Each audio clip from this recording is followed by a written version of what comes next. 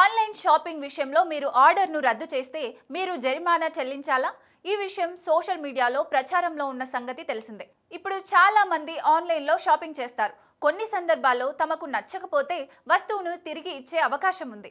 అయితే ఇక నుంచి ఆన్లైన్ షాపింగ్కు క్యాన్సిలేషన్ ఫీజు ఫ్లిప్కార్ట్ ప్రవేశపెట్టనుంది.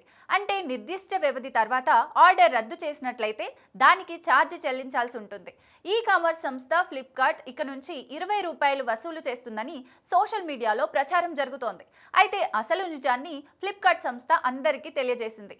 ఇటీవల ఎక్స్ హ్యాండిల్లో ఒక పోస్ట్ సంచలనం సృష్టించింది. ఇక్కడ ఈ కామర్స్ కంపెనీ ఫ్లిప్కార్ట్ ఇప్పటి నుంచి ₹20 రద్దు రుసుమును వసూలు చేసిందని పేర్కొంది.